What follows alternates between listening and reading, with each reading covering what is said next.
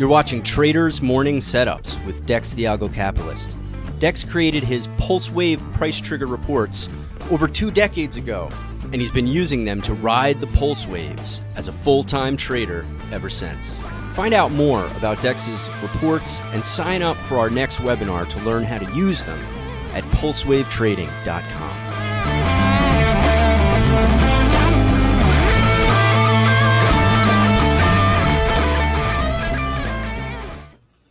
All right. Good morning. It's time for the morning show of yours truly, Dex the Algo Capitalist, aka the Vulcan, coming to you live from pulsewavetrading.com, home of the world famous Pulse Wave Price Trigger reports. I hope you had a wonderful weekend, but now it's time to get back to work. A lot going on, a lot in the news. We got a few reports coming out this morning, I think around 10 a.m. Eastern Standard Time. So you want to definitely have your Bloomberg turned on or your CNBC, whatever it is you like to watch.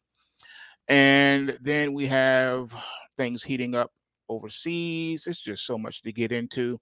So we're going to get into it. But first, let's jump into the overnight markets. Right now, you got the U.S. dollar index finally breaking out of the 103 handle to 104. That's right, folks. We're sitting at the high of the session, 104.43, up 51 pips right now. And then that's putting pressure on the euro, which is down 56 pips at 107.55. Pound sterling down 88 pips at 125.54. And the Aussie down 31 pips at 64.95. Bitcoin futures up $480. Trading at 43,665, pulled back from the overnight high of 43,835. Ethereum futures not too far behind, up 30 points, trading at $2,337.50, just off the overnight highs of $2,344.50. You have crude oil futures up 11 cents a barrel, trading at $72.38 per barrel after briefly touching $72.97 a barrel in the overnight market. And it actually got as low as $71.51 a barrel. So the volatility remains in the crude oil futures. Looking at nat gas, down 2 cents at $2.55. We have gold futures down a whopping $22.60 per ounce, trading at $2,031.30 an ounce. Ladies and gentlemen, you know how important it is for the gold to stay above 2,000. Traditionally, it's had a very tough, difficult time staying above $2,000 an ounce. And also at that 1900 mark, the old resistance level had a hard time staying above 1900 as well. So it's been bucking that trend as of late. We'll see if it can continue to do so. Looking at silver, it's down 40 cents per ounce, trading at $22.40 an ounce, just bouncing off the overnight low of $22.33 per ounce.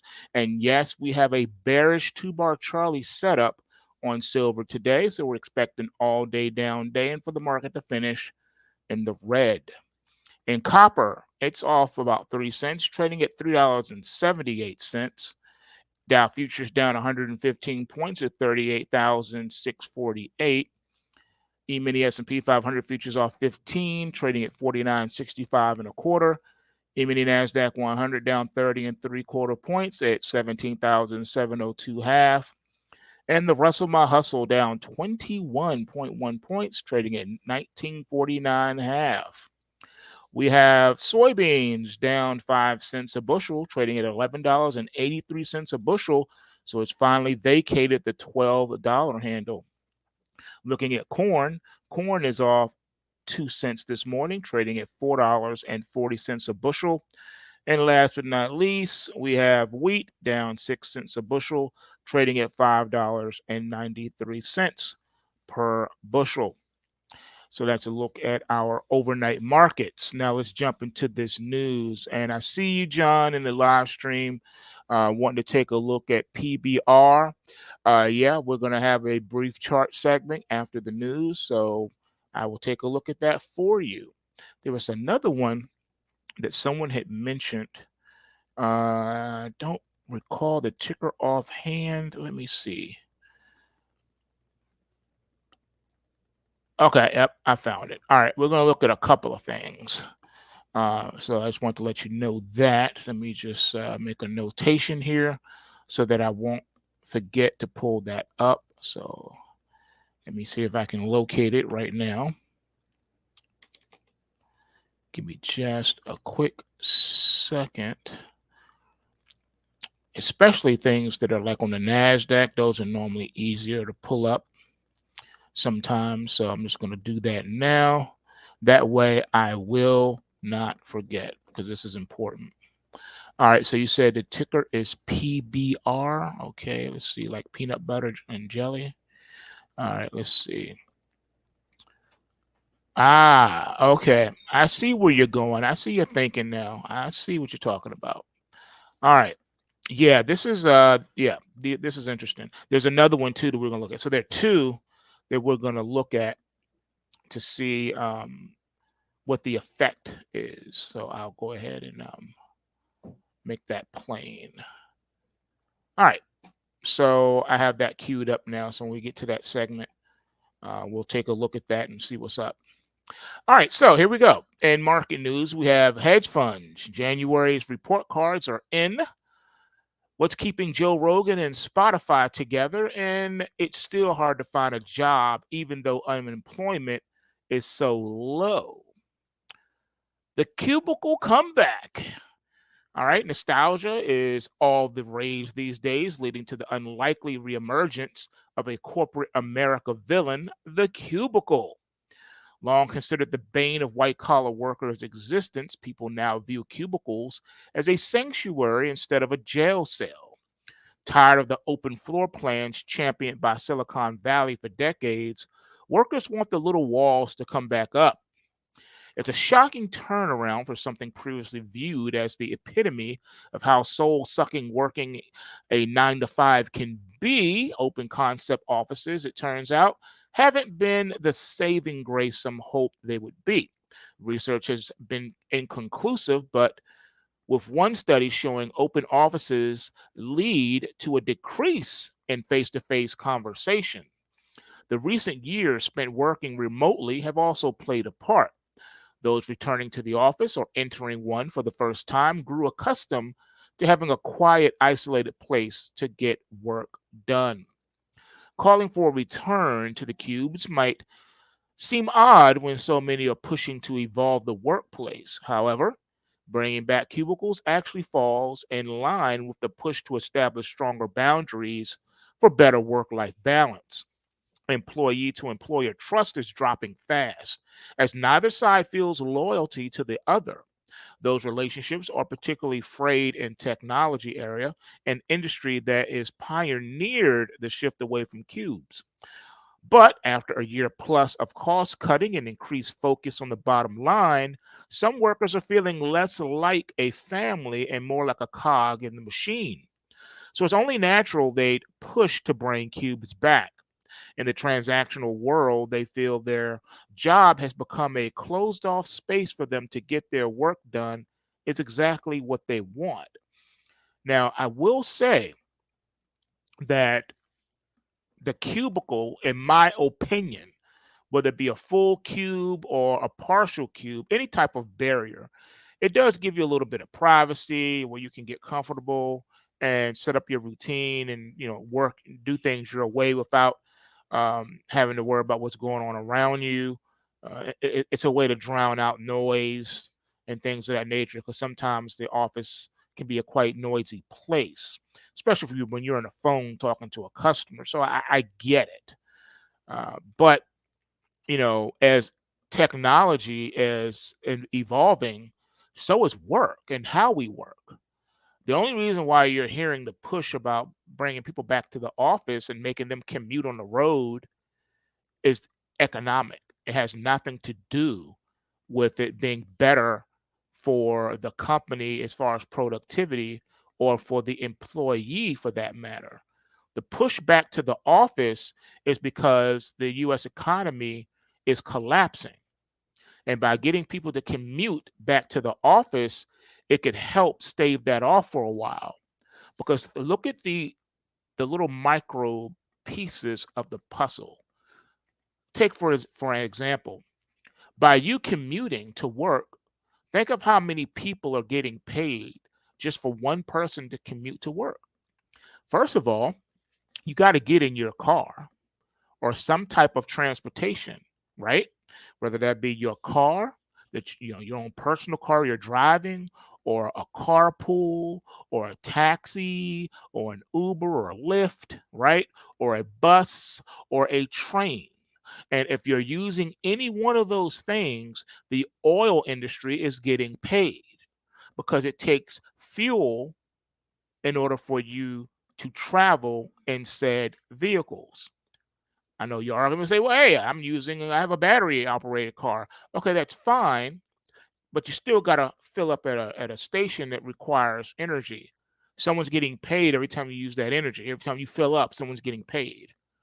All right. Then you have, it's also helping your local municipality, especially for those that have to pass toll roads to get in and out, back and forth to work. So now the state is getting some money every time you got to feed that toll. All right. Then your local auto body shop or mechanic, whoever you go to, is also making money now because the wear and tear in your car, you're going to have to take it in more often. So that's going to pay the mechanic. He's going to get paid, right? And then for those of you who, when you fill up, you might go into the gas station and get snacks for the road, especially those that have long commutes or you're stuck in traffic for an absurd amount of time. So now they're going to make money. That's another sale. So someone's making money because you had to buy something to eat. Fast food is going to be hustling and bustling again because you're going to have to go through the drive-through and order something. So you're feeding the economy. You traveling to and from work benefits and keeps the economy afloat. People working exclusively from home will cause the collapse of the country a lot quicker because those transactions are now not happening. People fill up less at the gas station, so gas stations start to lose money. They're making less money because they're experiencing less transactions and fill ups. People aren't buying as many snacks because they're not driving as much. The drive-through window is not making enough money. So Starbucks isn't seeing as much traffic. McDonald's ain't seeing as much traffic as they would have if people were commuting. So all these little pieces of the puzzle come into play. If everyone's working from home, then all those normal things that keep the economy afloat are actually collapsing even faster. Hence, something collapsing upon itself, which is more layoffs. Even the local mom and pops got to lay people off. The gas station got to lay off people. You don't need as many mechanics. You don't need as many people working at the drive-through window. It's just it's a circle.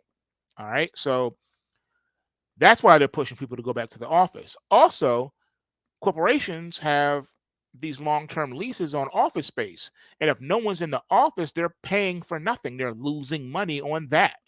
So since they're locked into these leases, it behooves them to have bodies come back to work. Not because it's going to increase productivity. No. It's because they're paying for these leases. And since they're already paid up and they're still under contract, they're going to make you come back to the office because they're paying for that. Why even lease office space if people are going to work exclusively from home?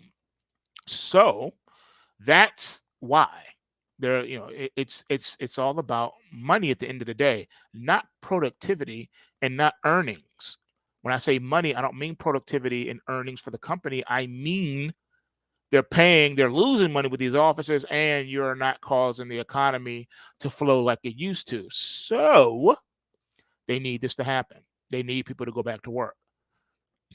one of those unintended consequences of shutting down the global economy for an artificial fake reason. All right. Here's the headlines for Monday. U.S. forces hammered dozens of IRGC and Iran-backed militia targets with 125 bombs in retaliation for the drone attack that unalived American troops. Now, remember, America has been itching to go at Iran for a long time. So it's very easy to manufacture a reason to justify doing so. Iran has been bothering no one. All right. Remember that. Iran hasn't done anything to anybody for a long time. But since this whole Israeli thing with the Palestinians, now they're looking for other reasons and excuses to involve other countries because the U.S. needs a world war to happen. Remember, war is a racket. All wars are bankers' wars. And because U.S. banking system is collapsing and about to implode, they need a war so they can finance both sides of it so they can make their money back and stave off collapse. So the war being a racket and all wars being bankers' wars, follow the money. Who benefits? The banks. Why do they need to benefit? Because they're about to go belly up. Why are they going belly up? Because the economy is collapsing. All right. Now, I got to give credit to what credit is due. He's been saying it now for over a decade. And because it hadn't happened until now, people weren't listening and paying attention. But Gerald Celente was the dude that said, look, man, you know, when they lose everything else and everything goes bust, they take you to war. What have we seen happen? War. America has been at war since before I was even born. We've known nothing but war. There has been no peace. America has known no peace. It has been at war since before I was born. So for over 50 years, America has been at war. And they became very clever at disguising war by not calling things war. They say, oh, it's a police action. It's a peacekeeping mission. All these different things. We're bringing democracy to this area or that area. It's still war. Are you using guns? Yes or no? Are you using ammunition? Yes or no? Are people being made unalive in this freedom thing that you call, or this police action, or this liberation, this democracy thing you're talking about? Are people being made unalive? If so, it's war. And the late, great George Carlin brought to our attention the power of euphemisms. Using euphemisms so you don't have to call things what they really are. Remember that? Remember the part when he said about how our Vietnam vets would have possibly could have got the care, medical care and stuff that they needed if they would have called it what it was. But because they used euphemisms, it downplayed the severity and the reality of the situation. Remember that? So, yeah, this is talking about man-made, climate change. What about man-made collapse? Everything that's happening is man-made. Man did this to himself. Wicked and evil people wanted these things to happen. That's why they're happening. Because of greed. What did Christ say? He said, the reason why you go to war is because you want to take something that doesn't belong to you. You want to covet your neighbor's resources. He said it. That's why you go to war. People go to war for greed and selfish reasons because you want to covet something that someone else has. Make no mistake. They can try to justify it and make it a holy war all they want. You don't understand. He's bombing his own citizens. He's gassing his own citizens. He's releasing viruses on his own citizens. everything that they project onto another leader or another nation is because it's something they themselves have or accused of and guilty of.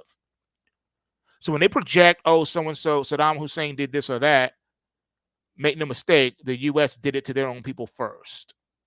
Oh, you don't think the U.S. has done biological warfare on their own people? You need to do some research. You need to Google that. They've done it multiple times.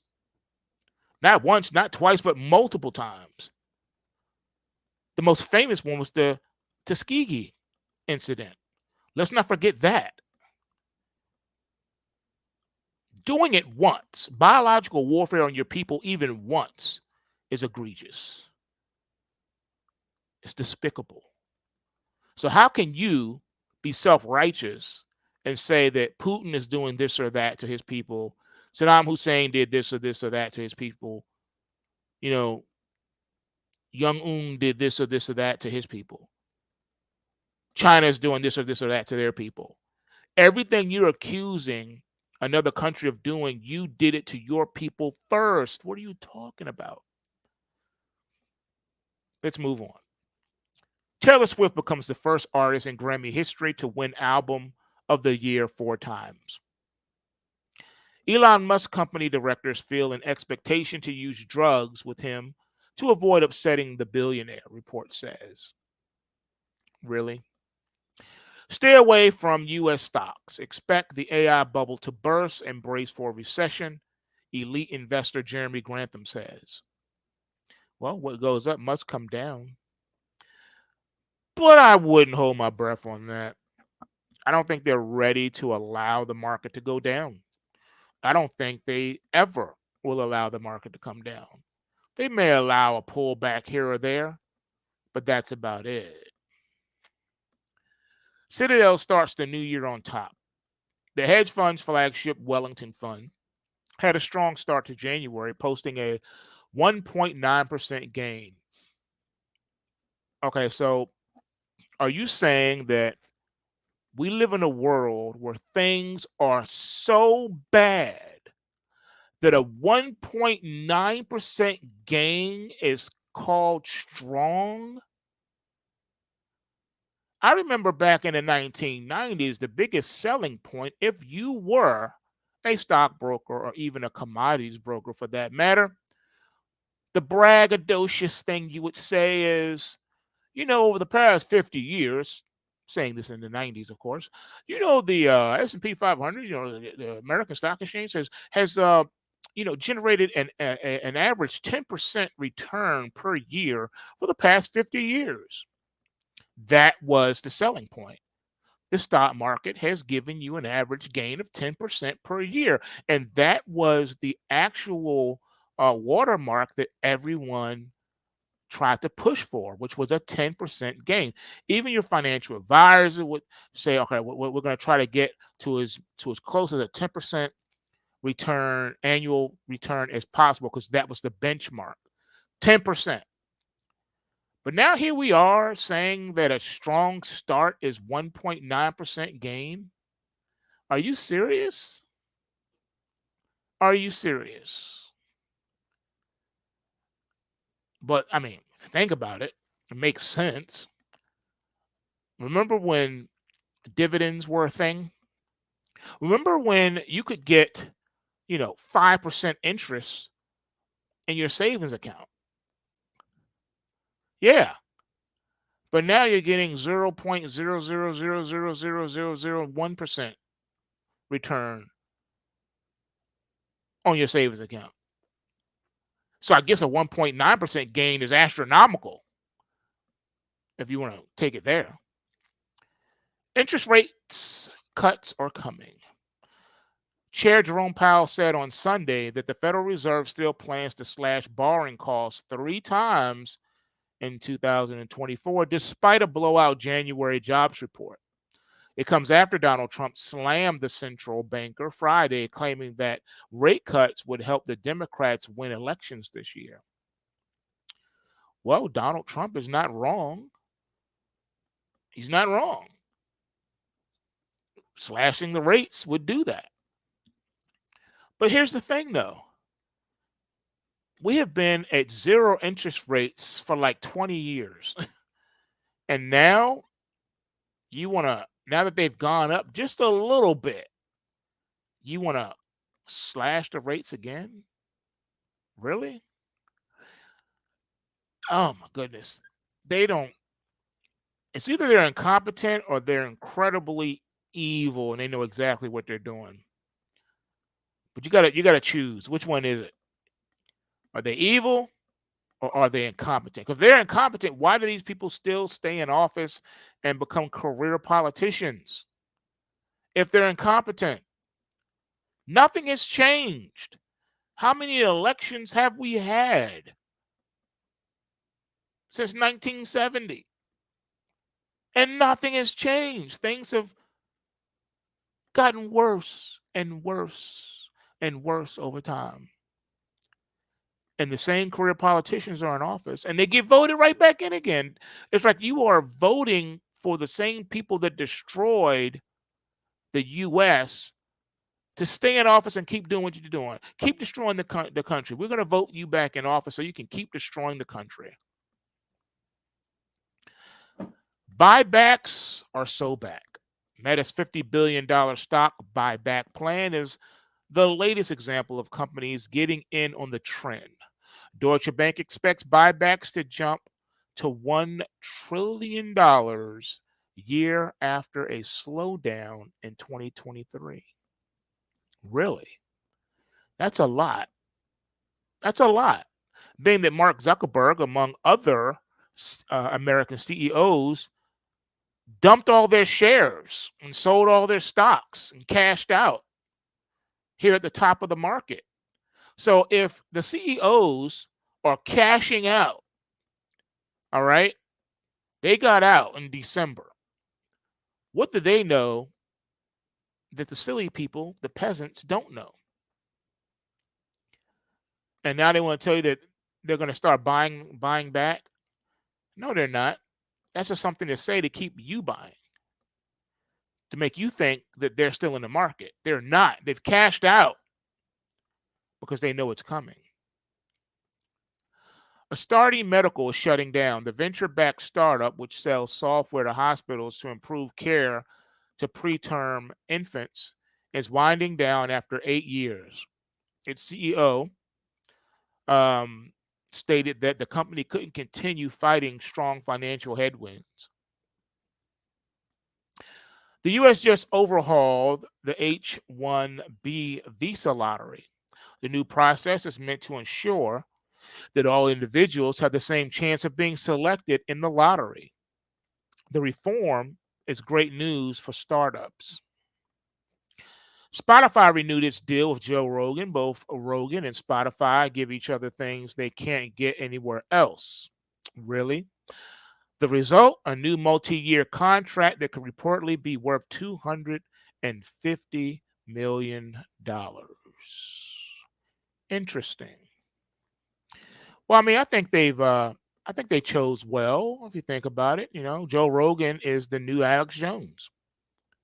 Before they deplatformed and got rid of Alex Jones, I never even heard of a Joe Rogan. But after they got rid of Alex Jones, then here's this big push, this Joe Rogan dude coming out of nowhere. Yeah. Just saying. Just saying. Job growth surpassed forecasts last month. New data from the Bureau of Labor Statistics shows the U.S. added 353,000 jobs in January, exceeding forecasts for the start of the year. So why does it still feel so hard to get a job? The baby boomer time bomb is finally upon us. Experts told that a wave of retiring boomers means the generation will soon be at peak burden to the economy. The good news, though, is that there is not another generation that size in the making. Well, that's because the millennials seem very depressed and despondent right now, to the point where they're not even thinking about starting families or having children. or even getting married for that fact. It's just what it is. So there's going to be a population crisis because if people aren't having babies, well, human race dies out, right? If people stop procreating, what happens? What happens when everyone starts to decide to be of one mind and say, you know what? I don't want to procreate either. I don't want children. Then what? Is the government going to start paying people to have children? We'll give you $10,000 if you get pregnant right now. Sir, we will pay you $10,000 if you sire a child right now. Ma'am, we'll pay you $10,000 if you surrogate a child right now. Please, we need wombs. That's where we're going. That's where we're headed. If people are deciding we're not going to have children, ask the average young person today, born no earlier than 2000, and you'll be surprised at the responses you get. You will be very surprised. All people born after the year 2000. Talk to them, find out. They'll tell you where their head's at. They're not thinking about children. They're not even thinking about owning homes or even buying cars. They don't care. Talk to the average teenager today. See what they tell you. You will be surprised. You will be surprised at what you hear. It's not looking good as far as population is concerned. Look at places like Japan that has the oldest population on Earth. And then look at the US with the largest senior citizen concentration on Earth. Good grief. What's going to happen? 50 years from now, what's going to happen? Just think 50 years from now, where are we in 50 years? Think about it. 50 years. I can't imagine the technology we may have. But if World War III happens, oh, that stuff gets kicked to the curb. China's balancing act is proving harder and harder to maintain. The world's second largest economy doesn't appear likely to enjoy a post-pandemic rebound that was expected long ago. A real estate market that has soured, an exodus of foreign investors, and ongoing deflation all pose significant risks to China. Actually, I could say that this way too.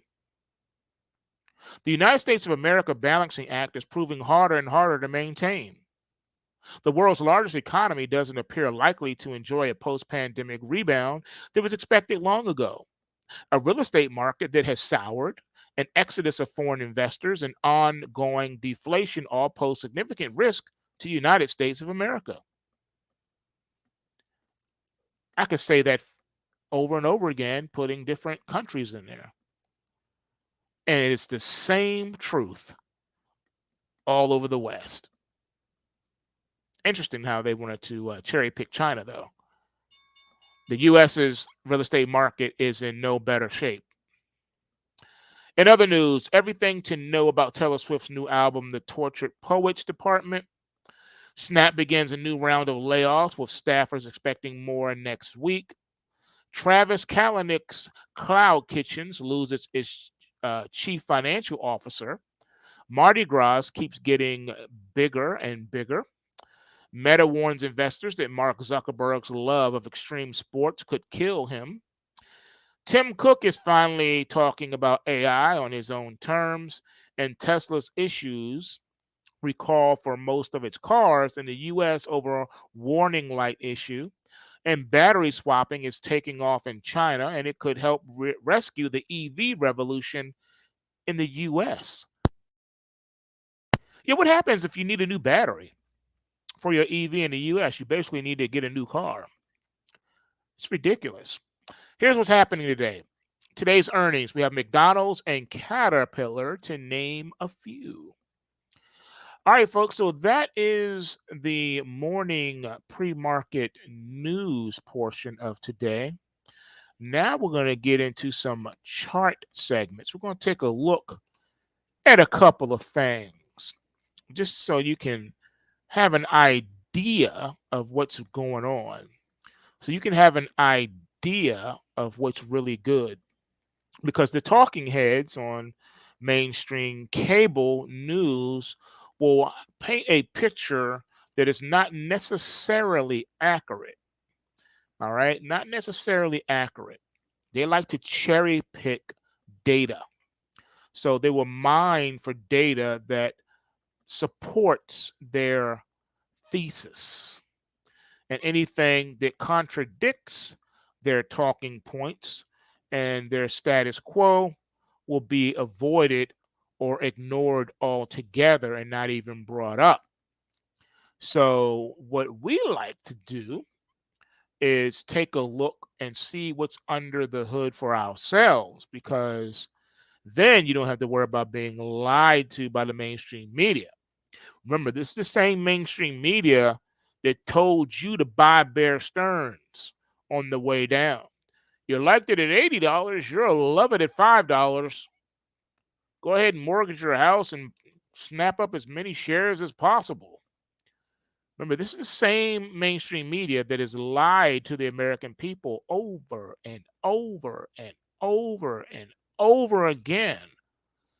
This is the same mainstream media that lies to you about everything and anything. That's right. They lie about everything and anything. Even things that don't even need to be lied. You don't even need to lie about it. It just don't even speak on it because it's not news. And then you got the Supreme Court that passed a law, an agreement that it's not wrong, it's not illegal for the mainstream media news outlets to create false stories, to lie, to make up news. They say it's not against the law. Now, you have to ask yourself, why would someone want to make up the news? Who benefits, or should we say, whose bidding is that? That has to be a government ploy that want them to make up news stories that don't exist, which means that someone must be feeding them the news that they want them to make up. Here's the story we want you to make up because we want to sway public opinion about something. We want them to agree with something that we want to do to them. All right, always remember that. Try not to forget that this is the same mainstream media that always existed. Nothing has changed with this mainstream media. It is the same. They have not changed. All right, just because they may be on YouTube and other social media platforms streaming, just because they have bought out and also secretly funded alternative media outlets, doesn't mean they are alternative media. All right, let's not get things twisted. Okay, please understand this. All right. All right. So now we're going to get into some chart work because things are popping off overseas, and there's a few things that we need to take a look at. So we'll start off with your first request. All right, with PBR. Let me share my screen with you. All right, so here is PBR. This is how you say it, Petrolia Brasilia, however you want to say it. I know I'm probably tearing that pronunciation all up, but you get the gist. The ticker is PBR, Paul Bravo Roger. All right, so if you look at the chart here, I mean it's a nice bull market chart, right? You see the market is been going steadily up. You've even had healthy corrections along the way. Healthy corrections. And the market always comes back up to new highs.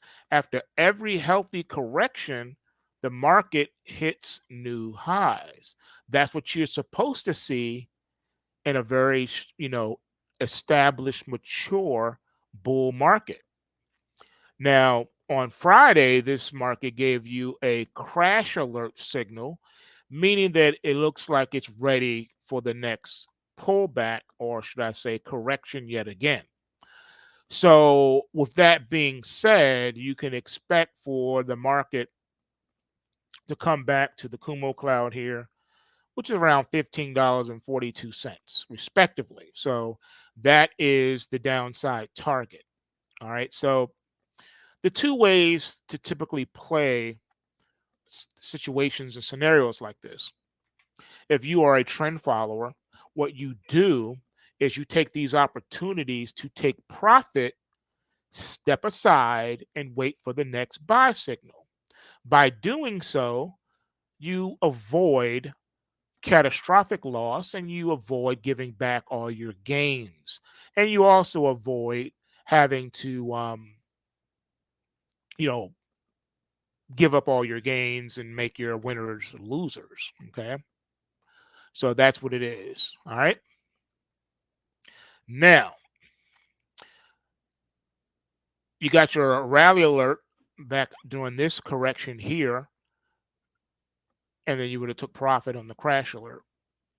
Then when the market finished correcting, you got a rally alert right here, and now you take your profit up here. Okay. So that's how that works. You're constantly buying the pullbacks. All right. Even here, told you to buy, you got in, you get out. Now, what's going on overseas could keep this trend going. We don't know where the top's going to be until the market shows us and tells us. So you have some key supports also, not just the Kumo cloud here, but then you have your support down here at 1427, your next support down here at 1353, and then your next support down here at 1315, respectively. So that means you have a total of 1, 2, 3, 4 key support areas that should remain that. All right. Now, how you know that the trend may have exhausted itself and is ready to turn to a bear market is if you start seeing the first major support areas get taken out. So if this fails, the next sign is here. All right. So you start taking these out, yeah, chances are you're done. All right. So just FYI on how to look at these. Okay. The next one we're going to look at here is Frontline. Okay. The ticker on this one is Frank Roger Oscar, FRO. And it's kind of similar to the one we just seen. And you have three major support areas right here: 1831, 1590, and 1333. All right. So, and if you want to think about it in Fibonacci terms, this will be your 38% type retracement. This will be your 50% type retracement, and then this would be that 61.8, 62% retracement, and then you would get down to, giving back everything. So that's just a way to look at it as well. And you got your crash alert on Thursday on this one, and then on Friday, the market, chilled out a little bit. So we'll see where it goes from here. But your Kumo Cloud support is right here at $20.46, respectively, on this particular ticker. So if things continue to pop off in the Middle East, yeah, these two stocks should benefit in that department. They should benefit. All right. So we'll see moving forward if that's what it's going to be. I would like to say that, yeah, you can pretty much, take all that to the bank. But it's hard to know because of the kind of world we're in now, it's hard to know if that is going to be the case or not because we don't know the future. We just know that based on what we're seeing right now, it's not looking good for for as far as global Armageddon. It seems like the world, especially the U.S., is hell bent on making war a reality because, like I said, the banks need it. All wars are bankers' wars, no matter what you've been told in history class. All right, it is what it is. So please remember that. Okay, nothing has changed. I think that this war will really expand itself and go hot soon. And it's not going to go the way that most people think it's going to go. So beware of that too. All right, moving along. Here's our next chart we're going to look at. And that's the US dollar index. You know, we have a positive bot check on Friday. And that was when the market, hit the 103.92. And then we wake up this morning and now the market's popped above the Kumo cloud yet again, still has a bullish trend momentum reading. And this support down here remains intact. This 99.55 support, long-term support, key support has maintained itself, and we expect for this to continue. All right, so that's why you're seeing the pressure put on the euro and the pound sterling, because the dollar, even though it's technically still in a bear market, if this technical bounce gets more pronounced like it did back here, it turned into a bull market, the beginning stages of a bull market. Couldn't hold it though and turn back into the bear market, but it just may lock in again and then explode. So, from what I told you about the 108 zone, I think that zone is still going to be breached, folks. All right. I've been telling you that for quite some time, for months now. And I think it's going to be breached. Once the 108 is breached, what I may have neglected to mention is that this goes possibly to all-time highs, like into the 140s, the 120s, and the 140s. Okay. I know it sounds ridiculous, but based on the parameters and the things that's going on with the economy and with the Federal Reserve and interest rates, yeah, don't be surprised, folks. Your signal, your alert is 108. If the US dollar index tops that 108 on a closing basis, it's a wrap. It's a wrap. All right.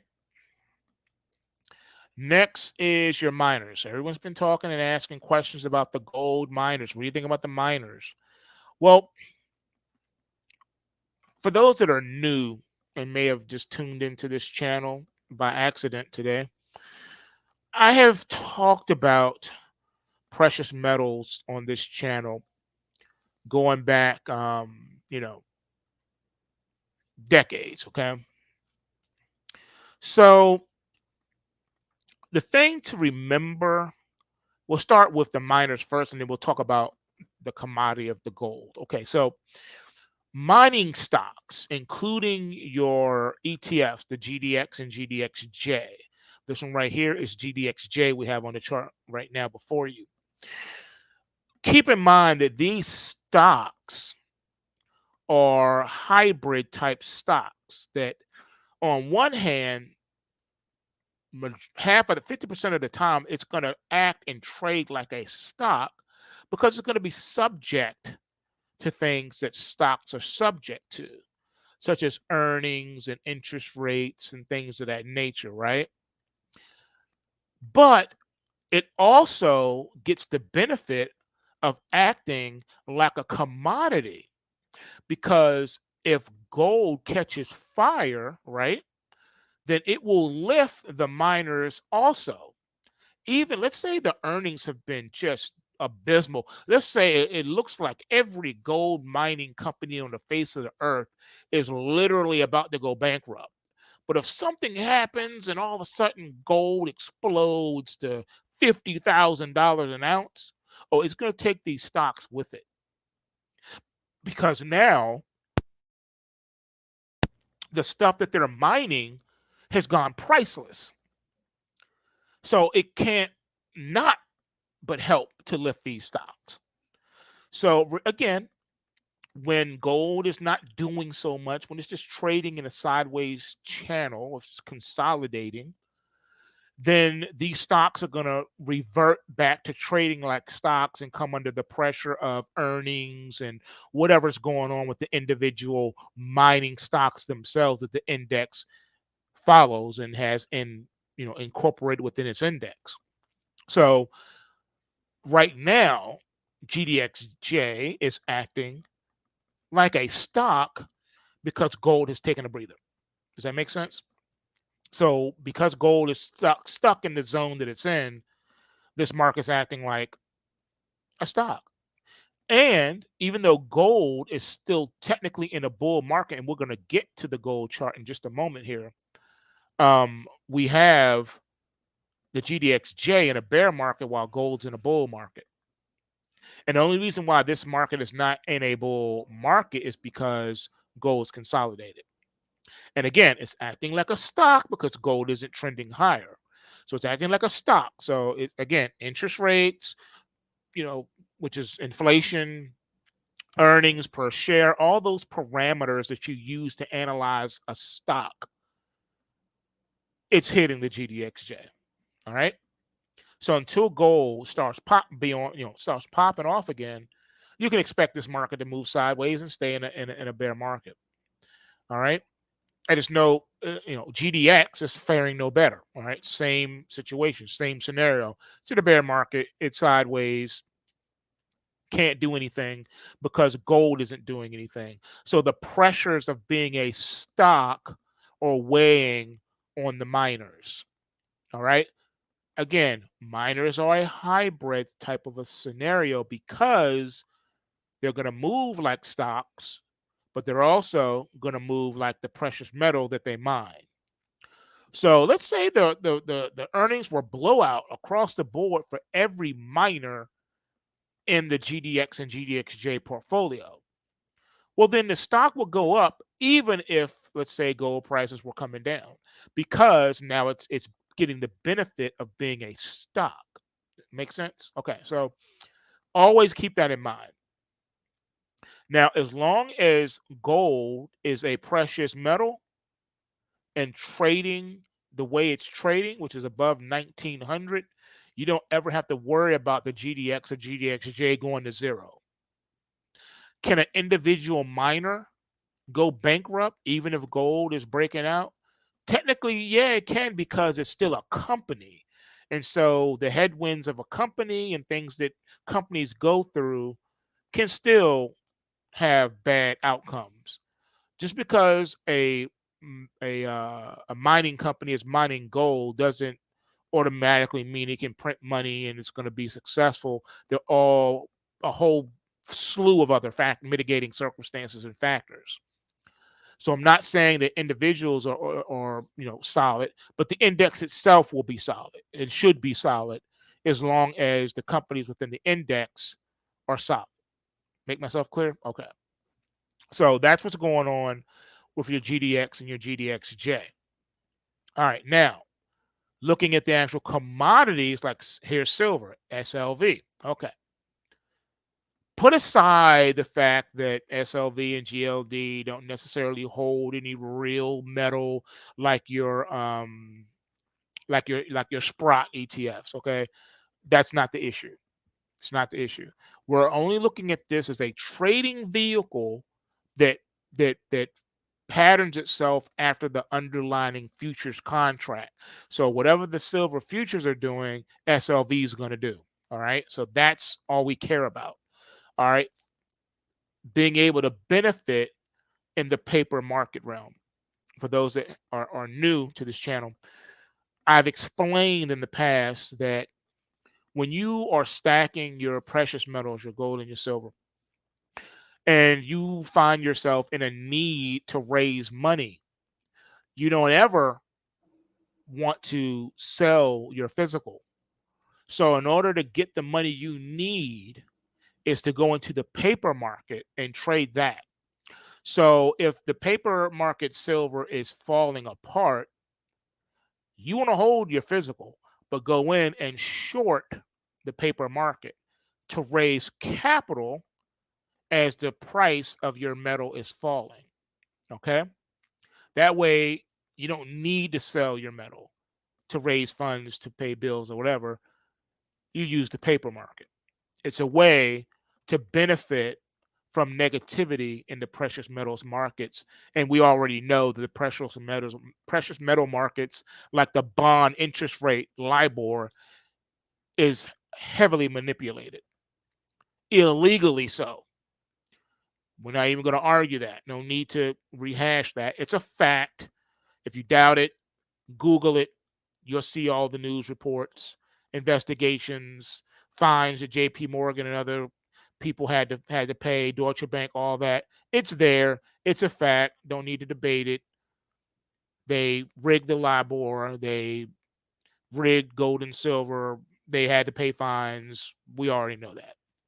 We're just looking at the price action so that we can benefit in the ups and downs of the gold and silver market, paper market, without having to offload our physicals. That's all we're talking about. So here you can see that silver technically is in a bear market. No matter that it's had a couple of days of pops, like here, where it came down and then popped back up, making you think, oh, the bottom's in. No, that's just a technical bounce. You're in a bear market, but the volatility in the silver has peaked. If you notice the veracity and the length of these breaks, they've been, pretty amazing. All right. So you got to admit that. A $2 move in SLV is huge. All right, because SLV, like GOD, they typically don't, move that much on an intraday basis.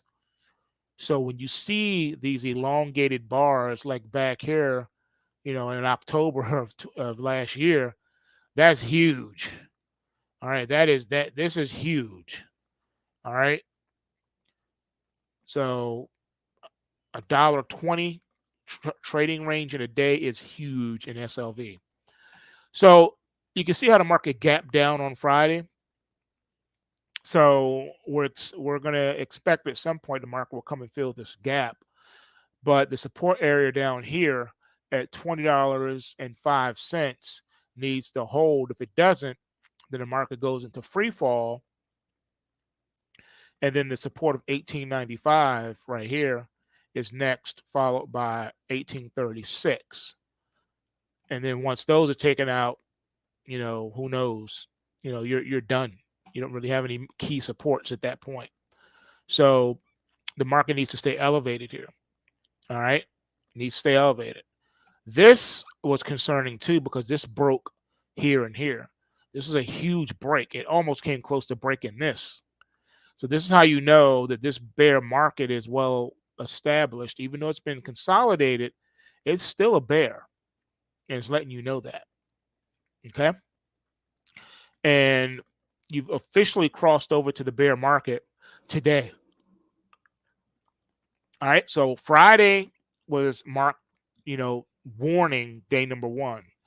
Today, based on where the market will settle, will solidify the cross into a new bear market in silver on SLV. All right. Next up, we have gold, ticker GLD.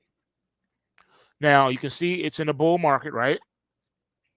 And you saw how the gold miners were in a bear market. Well, notice we still have a bearish trend momentum reading. So that means that you're in the sell the rally mode.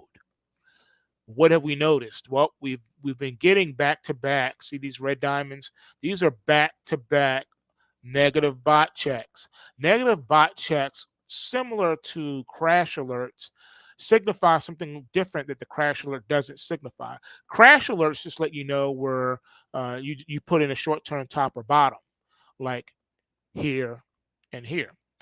But a bot check is saying that there was auspicious activity in the market on that day that signifies a big down leg is coming. All right. Sometimes it happens the following day, like immediately. Other times it takes a while to materialize, but it does happen. Case in point, you had a positive bot check, see the green diamond, positive bot check on that day, right? Market went up a little bit the following day, then it collapsed on you, right? Then you got another positive bot check. Market didn't do anything. Then all of a sudden, here's that big up leg that this back here was warning you about. Same thing back here. Now, these bot checks were warning that a big down leg was coming, even while the market was going up. And what happened? The down leg came. Back here, you started getting those diamonds again. What happened? Bam. All right. So positive and negative bot checks are important because they let you know when a big move is about to happen. Rally and crash alerts just let you know that the market has now put in a short-term bottom or a short-term top. So here, the green number 7 is a short-term bottom, meaning rally alert, meaning the market is about to go higher from here, like it did here, like it did here. And then the red number 7s is a crash alert, letting you know the market has hit a short-term top, like it did here, and then like it did here. All right, so that's how you look at these algo charts. Another thing to note, if you're new to the channel, my algo charts may look way different than the charting software you're using. Your charts will not be able to look like mine. Sometimes my algo charts, your standard charting software, may agree with my algo charts, but there's a lot of times where it will disagree. Your chart and your charting software may show this market's in a bear market, and mine may show actually, as far as the algos are concerned, it's a bull market. So it's going to look different. You will never be able to get yours like this because everything I'm using is my proprietary algorithms that took me over 20 years to develop. So you will not be able to get your charts to look like these. So when I show these charts in these segments, these are my own algo charts that use proprietary indicators. All right, so that's a little background on that. So gold's still in a bull market, even though it has a bearish trend momentum reading. It means you can expect a sell the rally mode. You're expecting for the market to be sold, and these back-to-back negative bot checks means a big down leg is coming. That would put the price action below the bottom of the Kumo cloud, which is at 186.14. All right, so that will put the market into a free fall status. Your support is way down here at 168.26. That's a huge drop from here. That's a $20 drop potential that GOD has in it. All right. So FYI, we're looking at a potential $20 decline possibility because of the negative bot check. All right. So you have been warned. Those that subscribe to the reports, you already know because you get your reports 24 hours in advance of these moves. All right, now here is the bond market. So for the longest time, this is ticker TLT. You notice that this market has been in a bear market forever. Remember how it was just going straight down no matter what. The market just absolutely fell apart, right? Then you finally got that rally alert after the last 52-week low, and then the market struggled to get anything going, then finally broke, and it continued to break higher, got back above the Kumo cloud, continued running all under the bullish trend momentum reading, and then we got the crash alert. We got the confirmation of the crash alert. We got the bearish trend momentum reading, and the market broke lower. Now we have another crash alert that we got on Friday's close for the bond market. Make no mistake, you're still in a bear market, but the bear market rally is over. Okay? It's over. Bearish trend momentum reading, sell the rally mode, and you got a crash alert on Friday. Where are we going? The first downside target is $91.49 on TLT. Now, this doesn't make sense to me, but this just proves the over management of the US economy and the stock market. Ticker TLT has been on the restricted list since 9/11 of 2001. Let me say that again. TLT has been on the restricted status since September the 11th of 2001, meaning you are not allowed to short this stock. And even if you do try to short this stock, you will get an error message from your broker saying they could not locate shares or there are no shares available to sell at this time. So you're left with the inverse ETF TBT, which I absolutely hate. I don't like inverse ETFs of any kind because they don't work the way they're supposed to work. All right. And when you have the rapid bull market, they stay in a rapid bear market. And when you get any kind of pop, they're oversensitive and they'll pop with false pops and false breaks only to go back into a bear market. So inverse ETFs, in my opinion, are best used for shorting the ETF, the inverse ETF, not the underlining that it follows. But that's for another story, for another day. All right, so you're above the Kumo cloud barely. You dip back into it. Doesn't matter.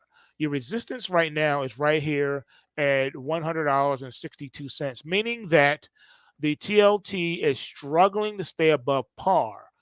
Par in bond language is 100. A healthy bond needs to be above 100, needs to be above par. Same thing when you're talking about Forex. Par is 100, baseline 100. Any Forex pair trading below par, trading below 100 is typically a weak currency. Strong currencies trade above par. All right, that's why they're doing their darndest to make sure the US dollar stays above par. All right, the Aussie, on the other hand, is trading at in the 60-cent handle. All right, the pound sterling is well above par. Right, the euro itself is above par. So that's what you want to see.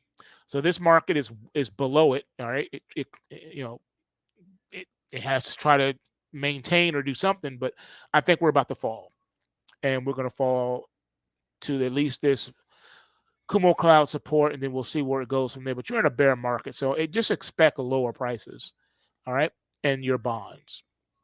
This is real quick. This is also another thing. So, bond prices and the yields move inverse of each other. So the higher the bond price, the lower the interest rate. Okay. The lower the bond price, the higher the interest rate. So technically speaking, interest rates have been coming down because the bond prices have been going up. Look at TLT.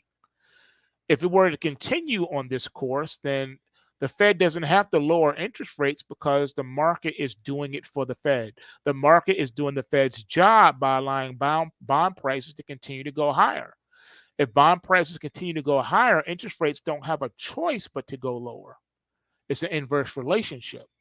This is another reason why the Fed hasn't been so quick to cut interest rates. He doesn't have to, he hasn't needed to. The bond price has been doing all the work for him. Higher bond prices, lower interest rates. Okay.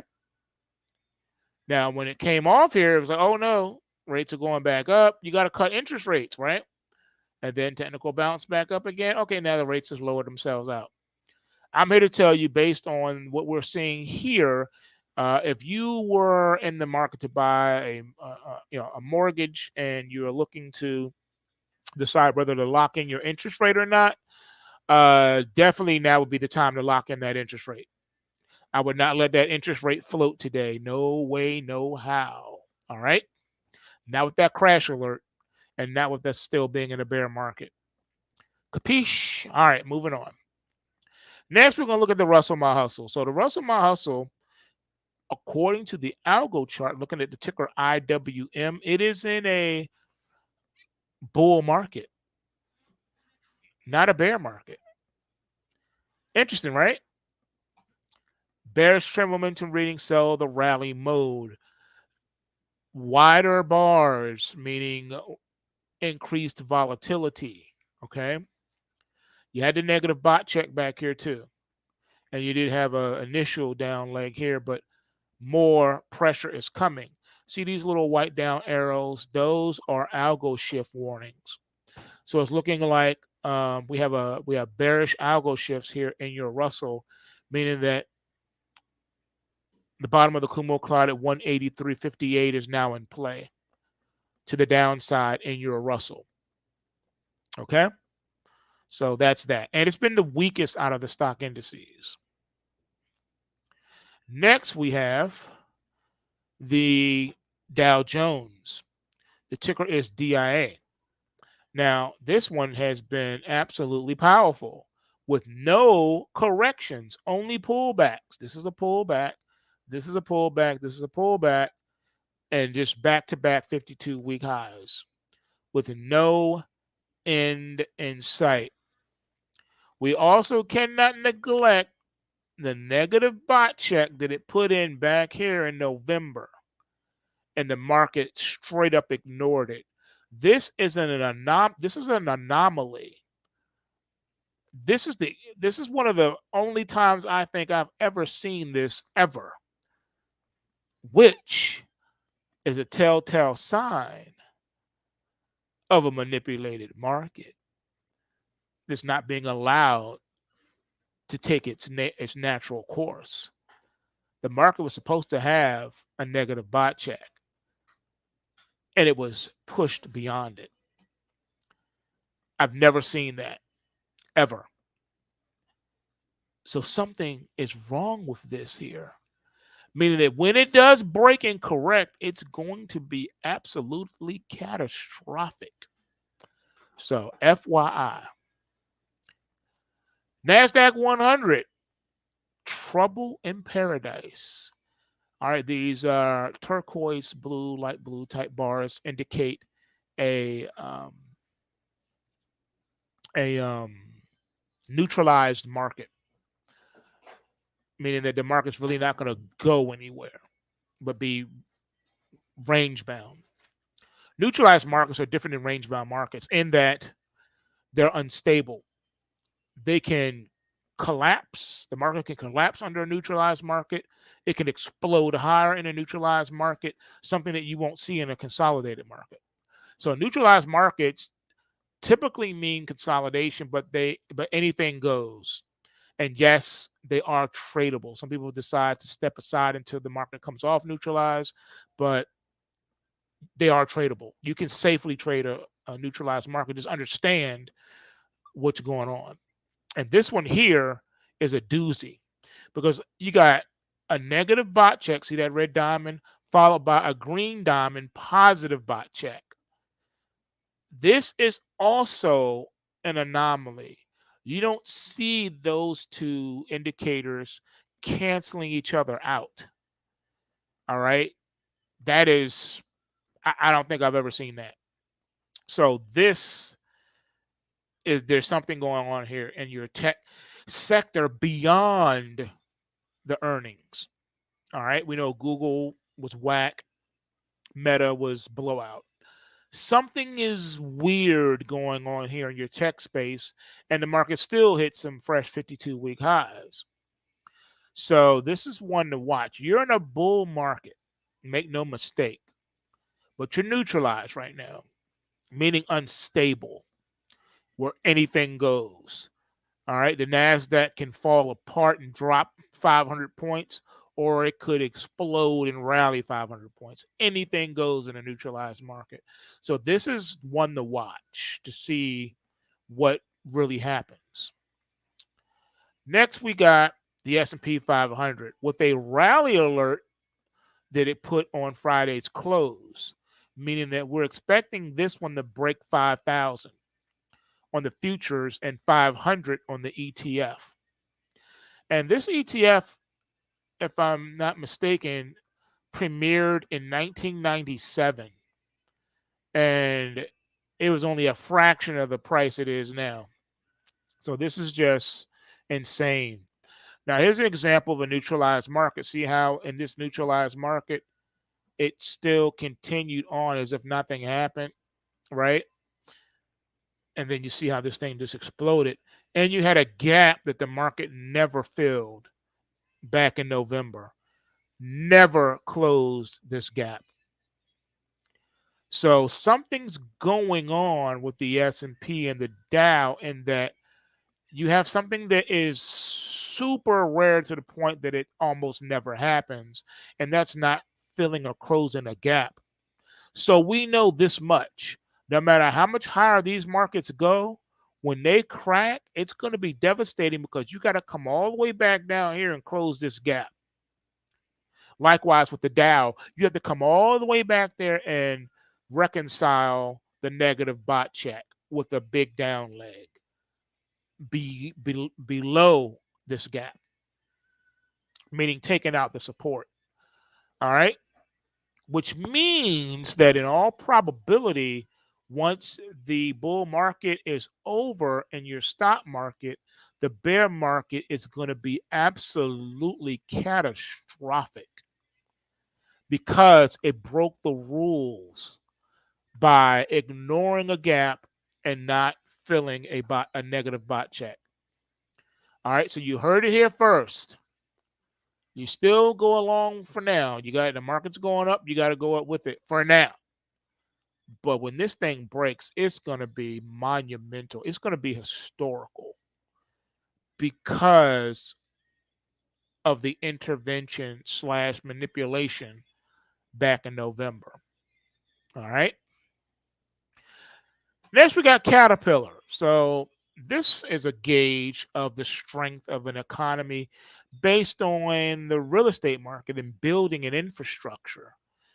All right. So here's your Caterpillar. All right. They sell all types of construction equipment and farming equipment and equipment. And you can see here the stock is doing well. But things can be artificially manipulated. All the Fed has to do is go in and buy certain indicator stocks, like Caterpillar's an indicator stock. If they prop up the indicator stocks, then the masses won't know the difference. And then they can create backstory and say, "Oh, the economy's strong," and you won't know the difference because hey, look, Caterpillar is hitting new highs, new 52-week highs, so everything's strong. That's an old trick. You can go in and pump money into any sector you want, any individual stock you want, any commodity futures contract you want to give the illusion that everything's okay. I'm here to tell you, like I told you back in 2013 here on YouTube, the worse the economy gets, the higher the stock market will rally because they have to give the guys the indication that everything is okay. And the only way to do that is to keep the stock market afloat and keep it high and keep it in a bull market and give the illusion that it's strong. Okay? So that's what I wanted to show you guys today, just so you can see where we are at and what's going on with the markets. And one thing to keep in mind is always trade what you see, not what you think the market should be doing, because there are reasons for everything. And although we may not, know them because we're not in the boardrooms, we're not at the Department of Defense, listening to their meetings. We don't know what's being planned and who's doing what. We can only go by the price action. Everything that can be known, that is already known, has already been factored into the price. That used to be a vanilla argument and statement, but now it's not necessarily true because we have now learned that markets at the price action level can be manipulated to make it seem like somebody knows something, or that the market or that the world is oblivious to a reality that should be apparent. And that's what we're looking at right now. All right. Does that make sense? Hopefully it does. Hopefully you see what I'm saying in this situation, because that's what it is. It's a situation that we got to be, privy to. All right, so I've said my piece. Thank you for tuning into the Morning Show. Go ahead and hit that subscribe button, hit that like button, share it. And with that being said, I'll see you in the next one. Peace.